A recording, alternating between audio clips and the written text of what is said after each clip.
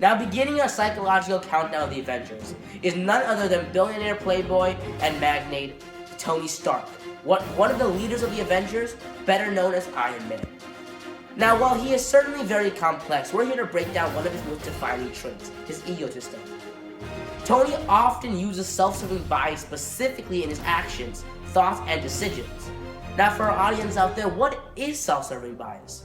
It's when someone distorts the real, wholehearted truth in order to maintain and enhance self-esteem. Also, people who are biased in this way tend to perceive themselves in an overly favorable manner, as if they're almost more superior than the rest of us. It utterly shocks me that someone both believes that fact, lies, and manipulates in order to shine themselves in a better light, in order to further themselves, even at the cost of others. Like, who would do that? Otherwise, and anyway, self-serving people also ascribe failures to external variables, which is why Tony loves to attribute his weaknesses and shortcomings to situational factors, like blaming the destruction of Sokovia all on Ultron, and taking none of the responsibility nor blame. His innate self-serving bias could be a product of a multitude of factors, like his American culture, immensely high socioeconomic status, or maybe even his incredible intellect. All in all, Tony might be the Avengers commander, but if he keeps up this egotistical crap, I might have to start calling him Tony Stank. Tony, Avengers, you guys really messed up last time in Sokovia. The entire city is in ruins because of you. Because of us? Maybe because of them, but not me. I didn't even break a window in that country, okay? I didn't mess up at all. To be honest, if it wasn't for me, these guys probably wouldn't even won. I don't even remember what use they were, okay? So, if anything, blame them. Now, let's move on to Captain America, the patriotic member of the Avengers. This shield-wielding member of the Avengers has been fighting crime since the beginning of World War II because of his enhanced senses due to the super soldier serum that he was injected with at the beginning. Captain America, also known as Steve Rogers, can often be seen putting the team before himself and never taking any of the credit, or never personally taking any of the credit for the heroic actions of the Avengers. For example, in New York when they were fighting Loki, Captain America did not attribute the success of the Avengers to himself. Moreover, he attributed the success of the Avengers to the team effort and the group itself.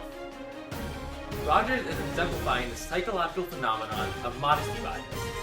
Modesty bias occurs when a person such as Rogers attributes success to the work of the team instead of attributing the success to his own abilities. This type of bias was investigated in Kashima and Triandis' study in 1986.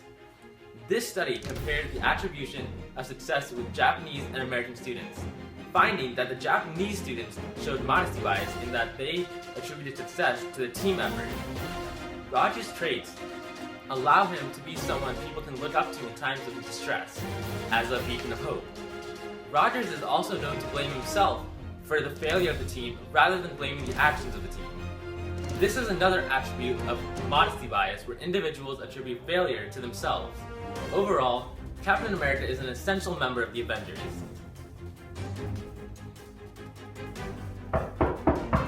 Who's that? Avengers!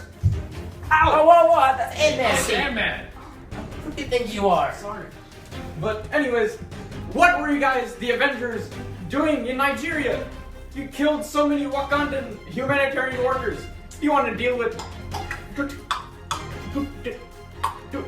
T'Challa. Spit it out, man. I expect more from you, Romanov. But now the people don't have anyone to look up to. You caused a rift in the Avengers. Come on, guys. Well, I'll admit, this is on me. The rift between myself and Tony Stark. This is my fault. And I, being the Captain America, being one of the principal leaders of the Avengers, I should fix it.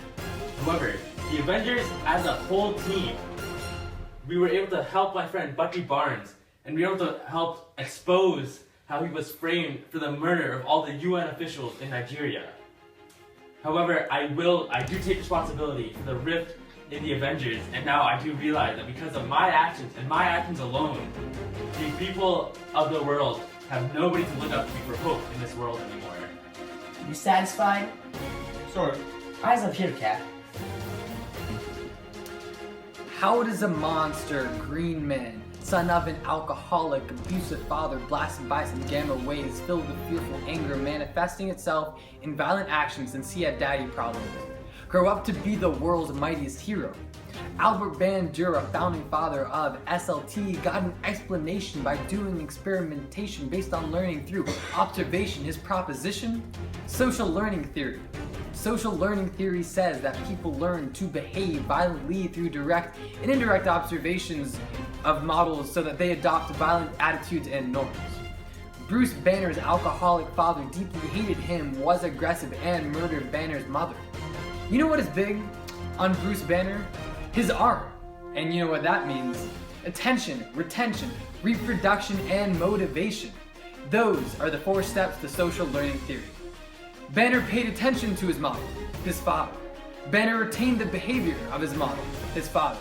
Banner replicated that behavior when under high-stress situations. Banner's Beast Hulk state wanted to display that aggression. What a son. Hi, Mom. Hi, Dad. Hey, son. Ah!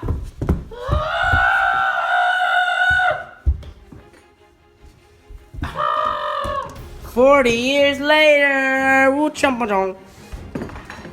I'm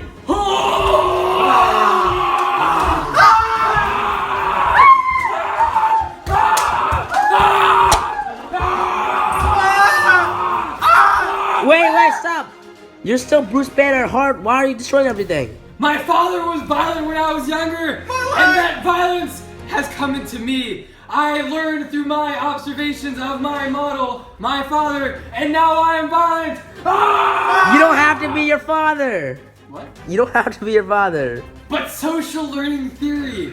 I learned violence from my father. Ah! Now we discuss Thor, the hammer-swinging Norse god of thunder hailing from the magical realm of Asgard. Thor has assisted the Avengers in their battles against Loki and Ultron. For a large part of his life, Thor has been placed into positions. For example, when he was chosen to take the throne of Asgard, he thought it fitting for him to attack the frost giants in Jotunheim, as he felt that this was an action that would make him into a respectable king. This shows that situational factors play a significant role in Thor's actions, rather than dispositional factors. With situational factors, external environments or variables cause people to act the way that they do. Whereas with dispositional factors, internal characteristics cause people to make their decisions. Situational factors were observed in the Zimbardo-Stanford prison study in 1971.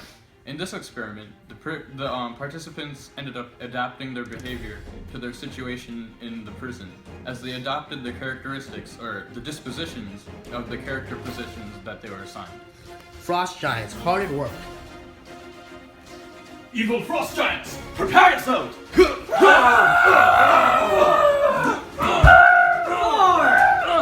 What are you doing? I've killed the evil frost giants, father. Thor, a respectable, virtuous, admirable king would never do this. Don't let situational factors dictate your actions. I'm sorry, father. Be a good boy next time and make sure you let your dispositional characteristics dictate your actions. I'm really A sorry. good king would never let all this power go to his head. I'm not the king, I'm a fool.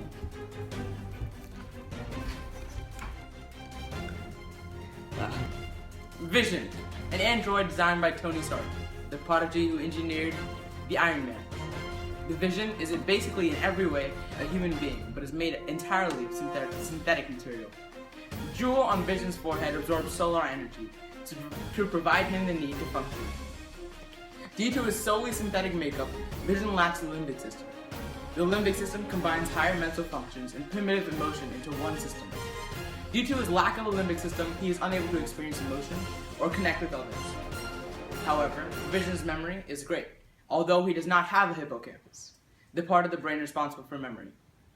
Vision also lacks an amygdala, which means that he should not really be able to recognize potential threats or prepare his body for flight or fight reactions. Due to his lack of an amygdala, he does not have emotion, which is an essential role in the formation of new and old memories.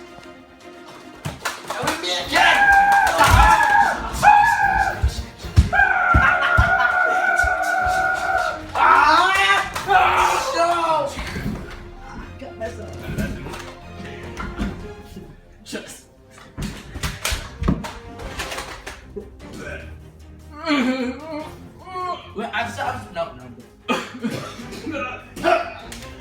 no. I'm vision. I don't have a limbic system, but you look miserable. I wish I had an amygdala right now, so I can see and understand the pain you guys are going through. Fight or flight, that's something I don't have. All of you obviously didn't have that either, but you chose to fight. Your knife is on the ground, what are you doing? Look at this knife. This symbolizes the pain of our society. Where all of the Avengers are now dead. Why? Your eyes are open, close them. Look at this guy, disease. But I want vision. Vision. Everyone wants vision, but only vision can have vision. You know why? Because I feel no emotion. Tony Stark is dead somewhere here, but I don't care. I don't care. Finally, we come to an integral part of every superhero's quest, the humans. Us, Homo sapiens. Without humans to save, there would be no need for a superhero, such as Iron Man or Captain America or the Hulk. Now, the people are physically and mentally affected by these superheroes' every action. For example, when New York is under attack by Loki and his extraterrestrial army, given to him by their leader, the Other. This army is known as the Chitauri and are transported from space through a wormhole that Loki opened using the Tesseract and another device. At least half of New York City is left in ruin, and there were many casualties. The people of New York City face many obstacles to recover. This best can be attributed to short-term violence. In the short term, victims usually exhibit a stress hormone such as fear and a psychological arousal. This is due to the secretion of stress hormone and the activation of the amygdala, fear center. This can result in depression and long-term PTSD. Such attacks lead to a perception of continuous threat to one's safety and well-being. Another example is while the Avengers fought Ultron's army in the Eastern European country Sokovia. Once again, the casualties were extensive. An entire city was literally lifted into the air by a machine powered by vibranium. While the landmass was shattered in the air, many Sokovians lost friends and loved ones. This is another example of short-term violence, and once again leads to depression and long-term PTSD. I am Hulk! Ultron, what are you doing? Charging. I only have like 13%, and I need full battery if I want to update to iOS 9.6. Well, I still need to kill you.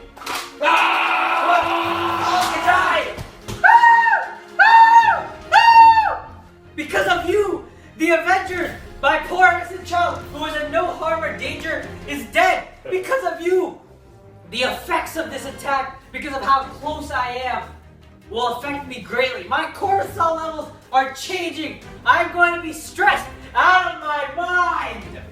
Oh, my poor baby. I'm going to suffer from PTSD because of you. Pitiful humans killing each other. Right now I'm using self-serving bias because I was kind of involved in this, but I'm covering the fact that I was. MC,